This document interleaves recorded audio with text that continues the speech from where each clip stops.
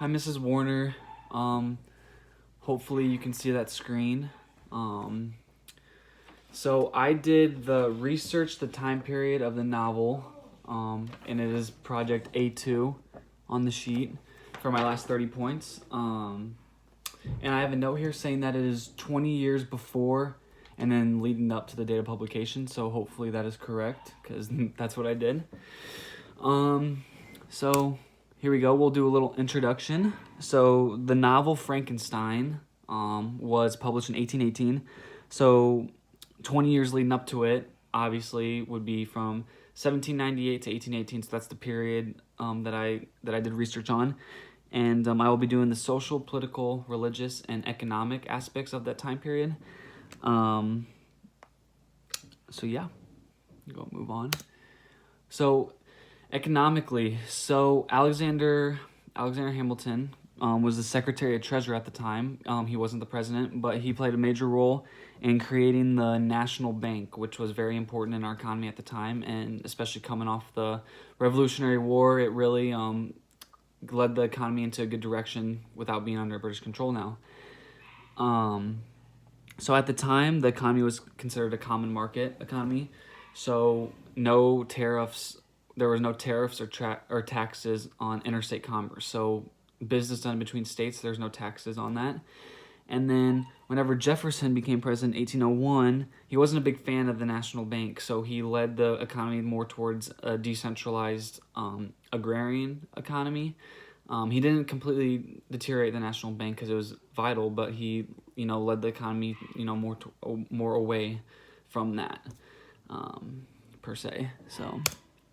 So politically, so the presidents were John Adams, Thomas Jefferson, and James Madison.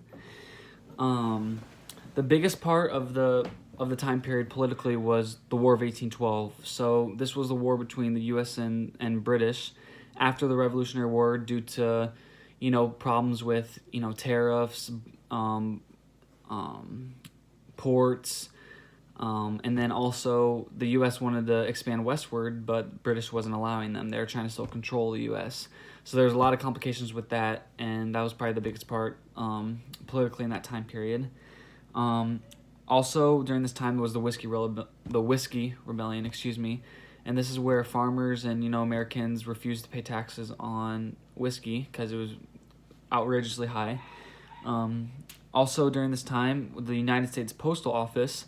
It was created during the Revolution, but here laws were passed to where the United States Postal Office was more private, so people could send private mail, private stuff, and it pretty much at this time turned it into the United States Postal Office that it is today. So although it wasn't created in this time period, essentially the postal office we use today was essential during this time period and created during this time period. And then lastly, the Louisiana Purchase that occurred in 1803. It's whenever we bought land from the French, I believe. Yeah, the French. And we expanded and pretty much grew our country double once we bought this. So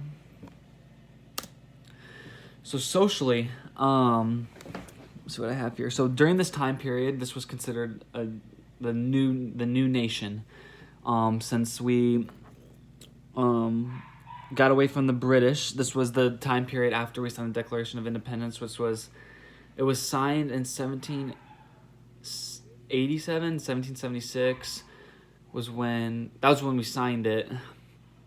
Oh man, I'm getting my dates mixed up, but essentially this time period was after the Revolutionary War, and it was considered the new nation era.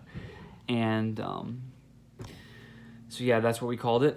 So slavery was still very, very prominent in this time period. Obviously, it wasn't until the Civil War in 1861, 1865 that slavery was abolished. So slavery was probably at its peak at this time.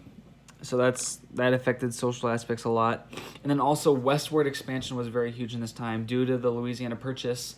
A lot of people migrated west to find jobs, to mine, to the gold mine, obviously, and just a lot. It was very huge socially and very prominent during this time period to expand westward because there was all this new land that we owned. So yeah. So religiously, so Christianity was formed to basically rebel against the Church of England, the British. It was very, very crucial in the Revolutionary War. It kind of brought people together. So this form of religion kind of stayed there after the Revolutionary War. It kind of stayed throughout this time period, because that's what basically brought people together and helped bring them together and become independent. So yeah, so the religion, Christianity, that was formed to originally rebel against the Church of England and British to gain independence, stuck around during this time period, and is obviously still here today. And those are my works cited, and that is it. Bye. Thank you, Miss Warner.